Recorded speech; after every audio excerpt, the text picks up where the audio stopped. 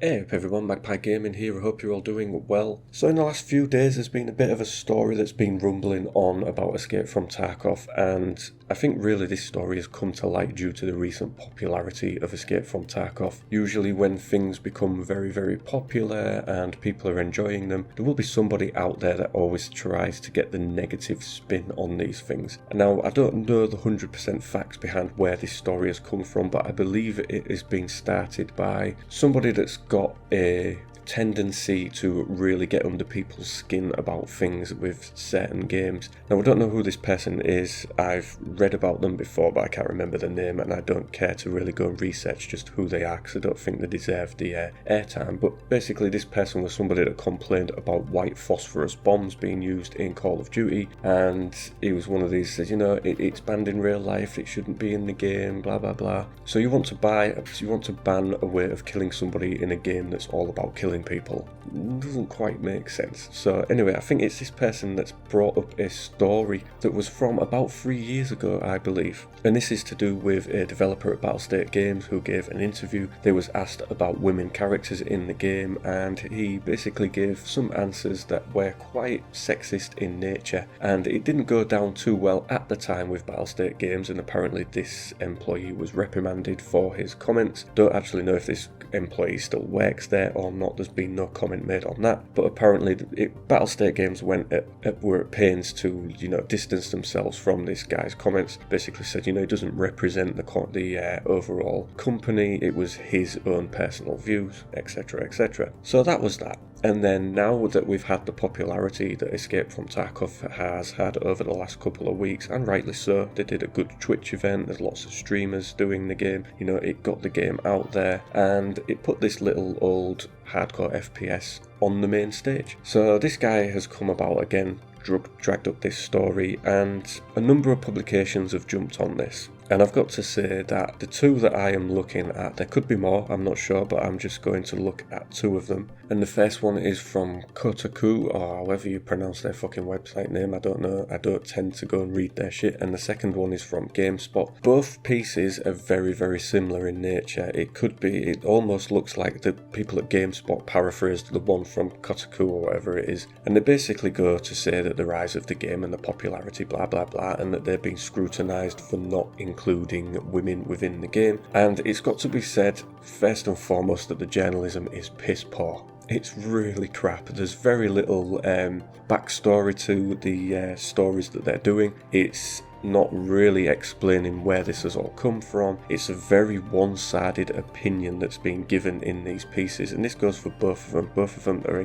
pretty much exactly the same, and they have jumped on a number of tweets that Battlestate put out when this story started trending the other day. Battlestate basically put these tweets out that you can see on screen right now, defending themselves, and it's the last set of tweets that got people talking. And this was where Battlestate said, but there will be no playable female characters because of game law, and more importantly the huge amount of work needed with animations, gear, fitting, etc. Some of the comments that were placed on this are clearly by people that have never ever had any kind of understanding of Battlestate Games, people that have probably never played the game and never planning on playing the game. They've just jumped on this because it's one of these things where people like to get on the bandwagon and start banging the drums about things that really the vast majority of people don't give a fuck about. There are a lot of comments in there defending Battlestate, and rightly so, because I am 100% behind Battlestate's stance on this. One of the reasons for that is they are a small studio. It would take a lot of time for them to put female characters in. It's not only about putting the animations in and redoing a lot of the armour and things like that, a lot of the actual artwork. You've also got the voiceovers that would need to be put in, because the characters can have 3 sets of voiceovers, so I would assume that for parity the females would have to have 3 sets of voiceovers, and it just seems like a ridiculous amount of work for what some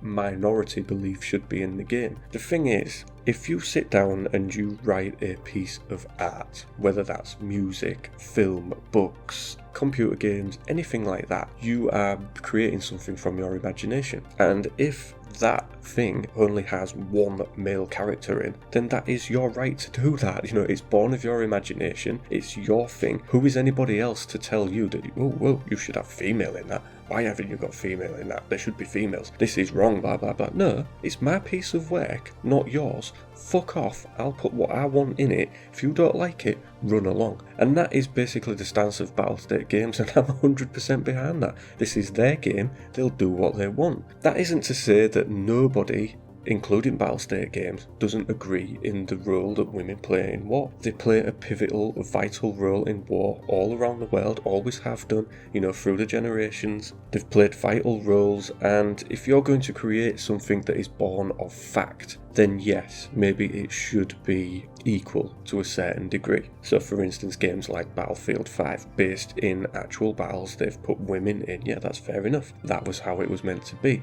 Escape from Tarkov is fiction. Completely fictionalized, and I just think they can do whatever the hell they want with it at the end of the day. Nobody, including them, as they've said in their statements, is taking away from what the role that women play in war all around the world. Women are in armies, depending on the country it is, will depend on what level they have compared to their male counterparts. Some are allowed to go all the way to the tops of the ranks, in other countries maybe not so high, but they're always able to be in those armed forces. So it just, for me, this is a complete non-story. And it seems that publications such as Kotaku, or I really love to know how you pronounce that, or Gamespot, they've just jumped on the bandwagon with very lazy journalism and put these stories out there.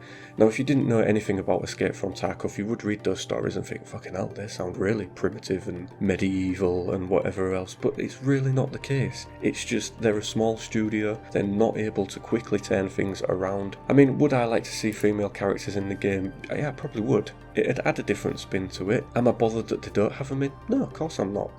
I don't care if my character is female or male or whatever. I don't care if they're an alien. All I care is about getting my character from A to B in the game and not dying in the process. So, and in the Kotaku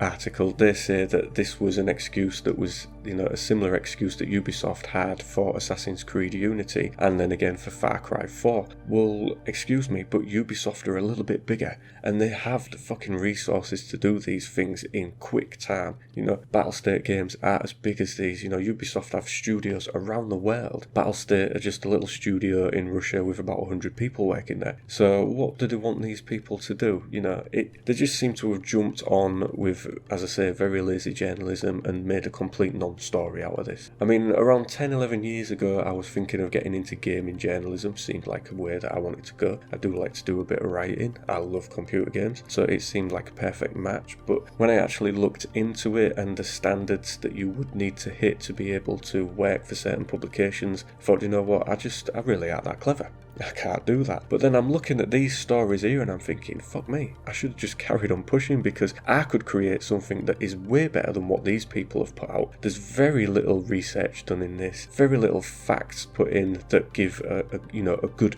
opinionated story that covers both sides. It's just very one-sided. I just think, yeah, whatever. It's just a complete waste of time, this kind of journalism. It's just, I don't know. But like I say, complete non-story. In the future, maybe we might get playable characters in the game, but it would be a long way down the line. And as I say, I'm 100% behind Battle Games' stance on this. It is their work of art. It is their game. They will do as they please with it, and there is nobody else in the world that can tell them what to do with it. It's exactly coming out as they want it to. And like I say, if they were to try and put female characters in now, it would grind up development of the game, which has only just really got going after the change to Unity 2018. So I think they should just leave well alone and let Battlestate Games get on with it. Anyway, that's my little rant for today.